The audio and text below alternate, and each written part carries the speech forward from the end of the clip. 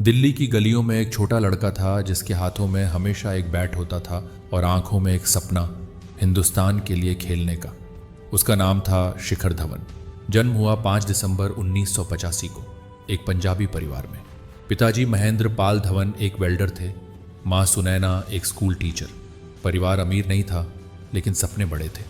शिखर ने क्रिकेट का बैट पहली बार पकड़ा जब वह सिर्फ 5 साल का था, पर वही खेल तब जुनून बना जब उसने टीवी पर सचिन तेंदुलकर को खेलते देखा।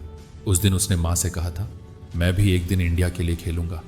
माँ ने मुस्कुराकर उसका सिर थपथपाया, लेकिन दिल से दुआ दी कि उसका बेटा अपना सपना पूरा करे। 10 साल की उम्र में शिखर को उनके चाचा जी ने सोनेट क्लब ले जाकर कोच तारक सिन्हा के हवाले किया। तारक सिन्हा एक ऐसे कोच थे जिन्होंने ऋषभ पंत, आशीष नेहरा जैसे कई क्रिकेटर्स को तैयार किया था। शिखर पहली बार जब नेट में उतरा तो सबके लिए एक अनजाना लड़का था, लेकिन उसके बैट का जादू उससे छुपा नहीं रहा। कोच तारक ने तुरंत पहचान लिया कि इस लड़के में कुछ खास है। शिखर हर दिन स्कूल के बाद साइकिल से 20 किलोमीटर का सफ़र करता ताकि सोनेट क्लब पहुंच सके। बारिश हो या धूप, उसकी प्रैक्टिस कभी मिस नहीं होती थी।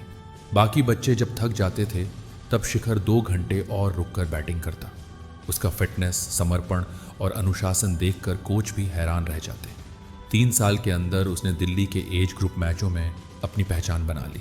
हर मैच में शतक बनाना उसकी आदत सी हो गई थी। फिर आया 2004 का अंडर 19 वर्ल्ड कप। ये टूर्नामेंट साउथ अफ्रीका में हुआ, जहां शिखर ने 505 रन बनाए, 3 सेंचुरी के साथ। आज भी ये रिकॉर्ड उस टूर्नामेंट में सबसे ज़्यादा रन बनाने वाला है। उसके बाद सभी क्रिकेट एक्सपर्ट्स ने कहा, ये लड़का एक दिन इंडिया के लिए खेलेगा। लेकिन क्रिकेट का सफ़र कभी सीधा नहीं होता। इतने बड़े टूर्नामेंट के बाद भी उनका नाम तुरंत टीम इंडिया में नहीं आया। उन्हें रणजी ट्रॉफी और डोमेस्टिक क्रिकेट में अपने अस्तित्व को साबित करना था। कई सालों तक उन्होंने दिल्ली के लिए खेला। उनका नाम हर घरेलू टूर्नामेंट में रन मशीन के रूप में आने लगा, लेकिन नेशनल टीम का दरवाज़ा खुलने में देर हो रही थी। पर शिखर ने कभी हिम्मत नहीं हारी। IPL के शुरुआती दिनों में उन्होंने दिल्ली डेयर डेविल्स के लिए खेला, फिर मुंबई इंडियंस और बाद में सनराइजर्स हैदराबाद के लिए। हर जगह उन्होंने निरंतरता दिखाई। IPL में उनका आत्मविश्वास और शॉट चयन उन्हें सबसे अलग बनाता था। पर जब तक इंडिया की जर्सी नहीं मिली, तब तक मन को सुकून नहीं मिला। फिर आया 2010। अक्टूबर में ऑस्ट्रेलिया के खिलाफ उनका वनडे डेब्यू हुआ। उन्होंने सिर्फ 2 रन बनाए। आलोचकों ने कहा, यह लड़का प्रेशर नहीं झेल सकता, लेकिन शिखर ने इस शब्द को सिर्फ एक मोटिवेशन की तरह लिया। अगले 3 साल तक उन्हें खुद को वापस साबित करने का इंतजार करना पड़ा। 2013 में मिला मौका। ऑस्ट्रेलिया के खिलाफ उनका टेस्ट डेब्यू हुआ और उस मैच में जो हुआ वो इतिहास में दर्ज हो गया। सिर्फ 85 गेंदों में उन्होंने अपना शतक पूरा किया। इंडिया के लिए डेब्यू टेस्ट में सबसे तेज सेंचुरी बनाने वाले खिलाड़ी बन गए। पूरी दुनिया ने देखा, शिखर धवन आ गया था। टेस्ट डेब्यू में 187 रन की पारी के बाद शिखर क्रिकेट की दुनिया में छा गए। 2013 की चैंपियंस ट्रॉफी इंग्लैंड में होनी थी और शिखर को टीम इंडिया के ओपनिंग स्लॉट के लिए चुना गया। कई लोगों ने इसे एक जुआ कहा, लेकिन जब टूर्नामेंट खत्म हुआ तो सबने सिर्फ एक नाम याद रखा, शिखर धवन।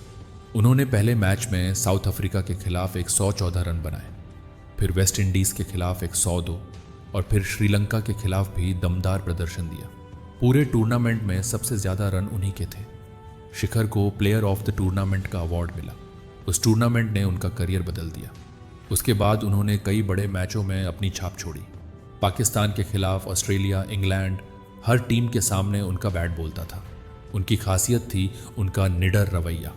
जब पिच मुश्किल होती थी तब भी वह अपना नेचुरल गेम नहीं छोड़ते थे।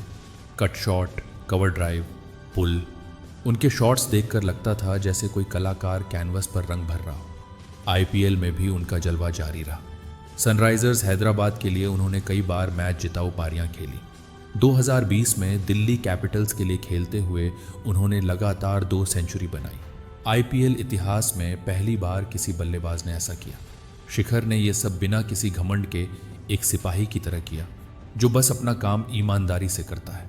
लेकिन क्रिकेट का सफ़र हमेशा एक जैसा नहीं रहता। 2015 के बाद कुछ ऐसे दौर आए जब उनका फॉर्म गिरने लगा। लोग कहने लगे, अब वो पहले जैसे नहीं रहे। लेकिन शिखर ने कभी शिकायत नहीं की। उन्होंने खुद पर काम किया, फिटनेस पर ध्यान दिया और फिर से वापसी की। 2018 के एशिया कप में उन्होंने 342 रन बनाए और प्लेयर ऑफ द टूर्नामेंट बने। 2019 के वर्ल्ड कप में उन्होंने ऑस्ट्रेलिया के खिलाफ सेंचुरी मारी, लेकिन दुर्भाग्य से उनका अंगूठा फ्रैक्चर हो गया और उन्हें पूरे टूर्नामेंट से बाहर होना पड़ा। दिल टूटा, लेकिन उन्होंने मुस्कुराकर कहा, मैं वापस आऊँगा। पर्सनल लाइफ में भी उनके जीवन में उतार चढ़ाव आया। उन्होंने आयशा मुखर्जी से विवाह किया, जो ऑस्ट्रेलिया की थी। रिश्ता कई साल चला, लेकिन 2021 में उनका तलाक हो गया।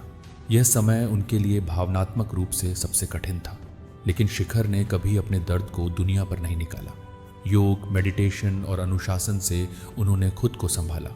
2021 के बाद उनका इंटरनेशनल करियर धीरे धीरे ठंडा पड़ने लगा। टीम इंडिया में नए चेहरों को मौका मिलने लगा। शिखर ने अपना आखिरी वनडे दिसंबर 2022 में बांग्लादेश के खिलाफ खेला। उसके बाद उनका नाम टीम शीट से गायब हो गया। उन्होंने कोई ऑफिशियल रिटायरमेंट अनाउंस नहीं किया, लेकिन सब समझ गए यह सफ़र अब अंतिम मोड़ पर है। शिखर ने 167 वनडे मैचों में 6,793 रन बनाए, 17 सेंचुरी के साथ। टेस्ट में 34 मैचों में 2,315 रन, जिसमें 7 शतक शामिल थे। उनका स्ट्राइक रेट, उनका एलिगेंस और उनकी निरंतरता सब उन्हें एक अलग पहचान देते हैं। आज भी जब कोई नया खिलाड़ी उनका नाम लेता है तो कहता है, शिखर भाई जैसे डेडिकेशन चाहिए। वे आज भी नए खिलाड़ियों को गाइड करते हैं, मोटिवेशनल टॉक्स देते हैं और क्रिकेट के बाहर एक सकारात्मक, प्रेरणादायक व्यक्तित्व के रूप में चमक रहे हैं। ऐसी और कहानियों के लिए इस वीडियो को लाइक करें और चैनल को सब्सक्राइब करना ना भूलें।